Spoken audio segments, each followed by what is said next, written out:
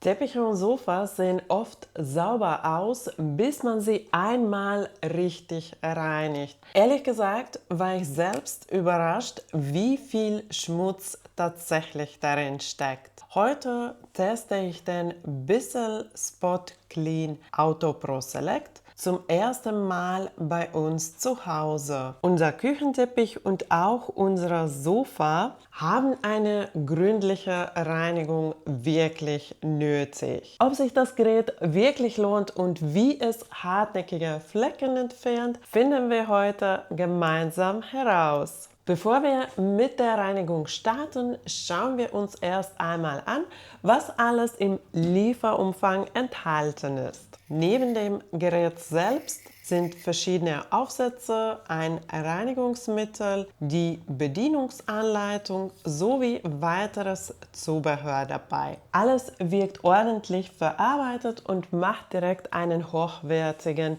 Eindruck. Werfen wir noch einen kurzen Blick auf die technischen Daten. Der Bissell Spot Clean Auto Pro Select arbeitet mit einer Leistung von 750 Watt und verfügt über zwei getrennte Wassertanks. Einer ist für sauberes Wasser und das Reinigungsmittel, der andere sammelt das Schmutzwasser. So wird immer mit frischer Reinigungslösung gearbeitet. Das Gerät ist für Teppiche, Polster, Autositze, Treppen und viele andere textile Oberflächen geeignet. Die Bedienungsanleitung erklärt den Aufbau und die Anwendung Schritt für Schritt. Fangen wir mit unserem Küchenteppich an. Der muss wirklich einiges mitmachen und war schon längst wieder reif für eine gründliche Reinigung. Vor einiger Zeit habe ich ihn schon einmal mit so einem ähnlichen Gerät gereinigt und war damals schon begeistert vom Ergebnis. Seitdem stand so ein Waschsauger schon auf meiner Wunschliste. Da unsere Küche ziemlich klein ist, führe ich euch die Reinigung heute einfach im Wohnzimmer vor. Als erstes wird der Frischwassertank befüllt. Für große Flächen füllt man Wasser bis zur Markierung Large Area ein und gibt anschließend 60 ml Reinigungsmittel dazu. Für den ersten Test verwende ich das mitgelieferte Bissell Reinigungsmittel. Wichtig ist außerdem warmes bzw. heißes Wasser zu verwenden bis maximal etwa 60 Grad. Jetzt wird der Tank wieder eingesetzt.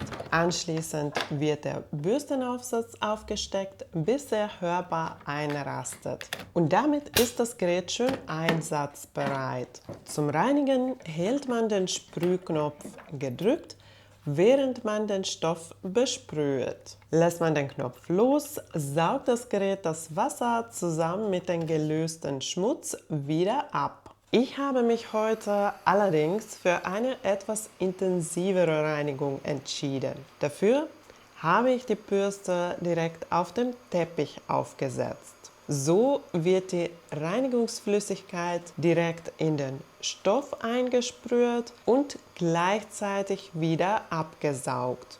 Ob diese Methode am Ende wirklich besser ist, kann ich nicht mit Sicherheit sagen. Mit dem Ergebnis war ich aber wirklich sehr zufrieden. Besonders spannend fand ich, dass man den Unterschied praktisch sofort sehen konnte. Hier sieht man sehr schön den direkten Vergleich zwischen einer bereits gereinigten und einer noch schmutzigen Stelle. Und auch im Schmutzwassertank sieht man schnell, was alles aus dem Teppich herausgeholt wird. Bereits nach ungefähr einem Drittel des Teppichs musste ich den Schmutzwassertank entleeren und frisches Wasser nachfüllen. Das liegt allerdings auch daran, dass ich deutlich mehr Wasser verwendet habe als bei einer normalen Reinigung. Dadurch verbraucht man natürlich entsprechend mehr Reinigungsflüssigkeit.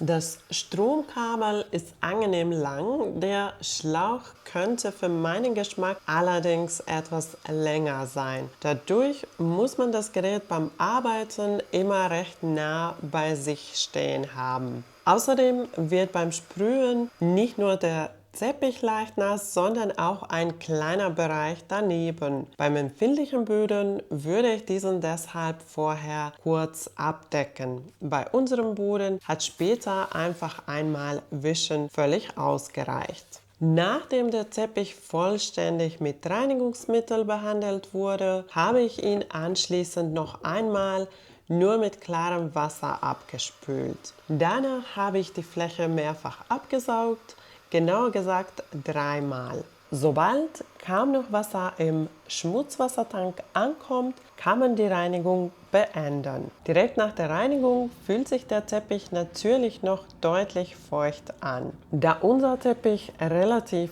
klein ist, habe ich ihn dieses Mal einfach zum Trocknen aufgehängt. Man kann ihn aber genauso gut flach liegen lassen. Wichtig ist nur, den Raum gut zu lüften. Je nachdem, wie gründlich das Wasser abgesaugt wurde, dauert das Trocknen unterschiedlich lange. Ich würde aber ungefähr 5 Stunden einplanen. Mit dem Ergebnis bin ich wirklich zufrieden. Alle Flecken wurden entfernt, sogar einige, die schon länger eingetrocknet waren. Die weißen Bereiche sind deutlich heller geworden.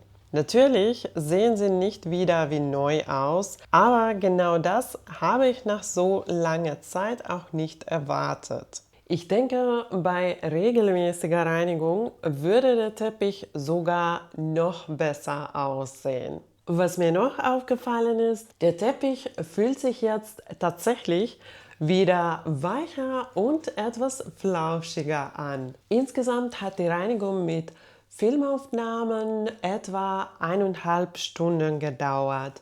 Ohne Kamera würde ich für so einen Teppich etwa 1 Stunde einplanen. Man sollte allerdings nicht unterschätzen, dass die Arbeit durchaus anstrengend ist. Deshalb habe ich unser Sofa erst am nächsten Tag gereinigt. Unser Sofa hatte inzwischen mehrere Flecken und an einigen Stellen bereits bräunliche Verfärbungen. Vor kurzem war für ein paar Tage eine Hündin bei uns zu Besuch und das Sofa war ihr absoluter Lieblingsplatz. Da lag es natürlich nahe, hier das Bissell Pet Stain and Odor Reinigungsmittel auszuprobieren. Der Geruch ist angenehm und überhaupt nicht aufdringlich. Da ich sehr geruchsempfindlich bin, war das für mich ein besonders wichtiger Punkt. Die Bezüge der Rückenkissen sind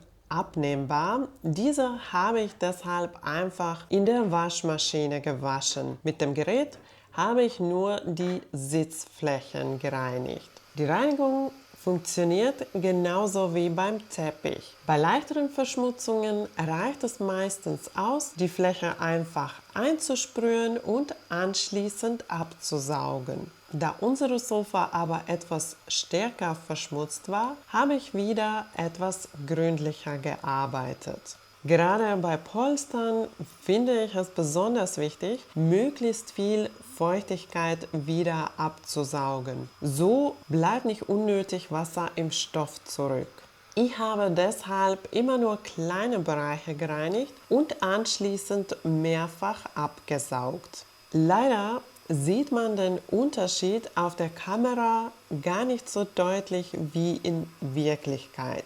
Aber mein Mann hat es sofort bemerkt und meinte direkt, dass das Sofa wieder richtig gut aussieht. Hartnäckigere Flecken habe ich einfach etwas stärker eingesprüht, leicht mit der Bürste bearbeitet und anschließend abgesaugt. Das hat wirklich hervorragend funktioniert.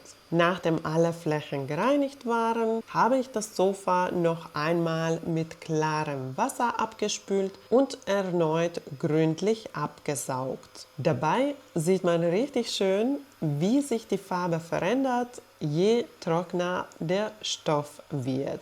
Da ein Sofa natürlich nicht einfach nach draußen gestellt werden kann, habe ich während der gesamten Trocknungszeit alle Fenster geöffnet. Nach ungefähr 4 Stunden war das Sofa bereits wieder trocken und einsatzbereit. Wenn ich die Vorher-Nachher-Aufnahmen vergleiche, bin ich wirklich begeistert. Alle Flecken sind verschwunden und selbst die graue Farbe wirkt jetzt deutlich frischer. Ehrlich gesagt hat mich das Ergebnis beim Sofa sogar noch mehr überzeugt als beim Teppich. Nach der Teppich habe ich das Gerät direkt gereinigt. Beim Sofa habe ich es erst am nächsten Tag gemacht. Ich würde aber empfehlen, das Gerät immer nach der Nutzung direkt zu reinigen. Dann geht alles deutlich schneller und es trocknet nichts an. Dafür entfernt man einfach den Bürstenaufsatz und beide Wassertanks. Anschließend kontrolliert man noch den Filter und wischt ihn bei Bedarf sauber. Alle Teile werden unter fließendem Wasser gründlich ausgespült. Falls nötig, kann man die Tanks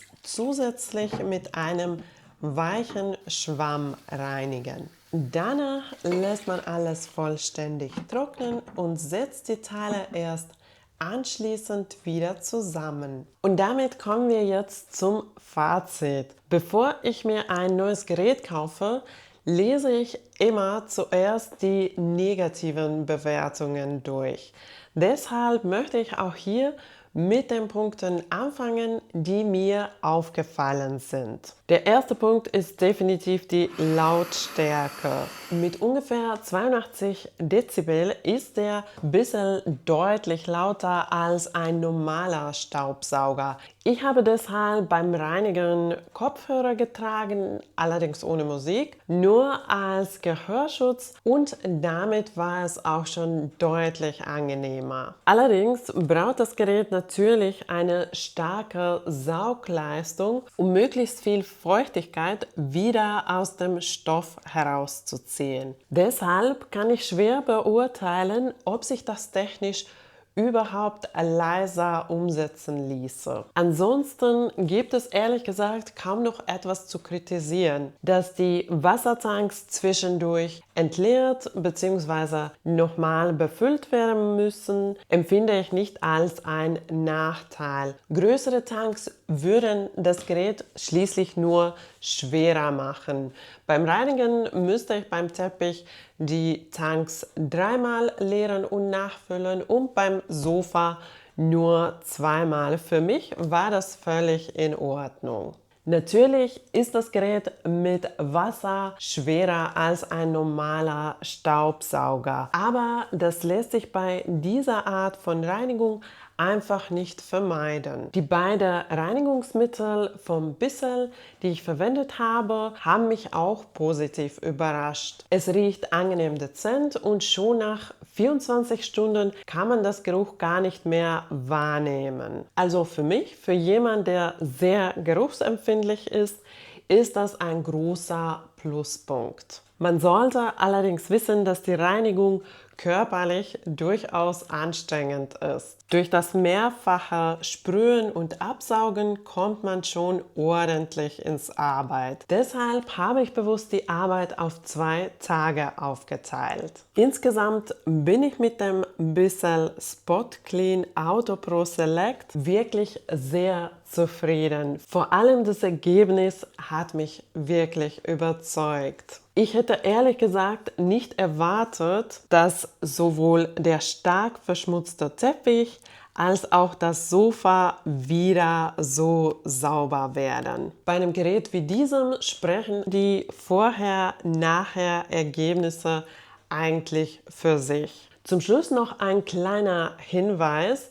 Testet das Reinigungsmittel und das Gerät zuerst immer auf eine kleine unauffällige Stelle, bevor ihr eine komplette Fläche reinigt.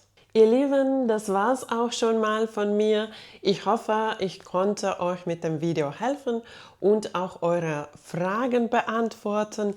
Falls ihr noch zusätzliche Fragen habt, dann könnt ihr sie mir gerne in die Kommentare schreiben. Wenn dir das Video gefallen hat, gib mir gerne einen Daumen nach oben und wenn du neu auf meinem Kanal bist, dann gerne abonnieren für mehr solche Testvideos und auch leckere Rezepte. Danke, dass du dabei warst. Tschüss und bis zum nächsten Mal.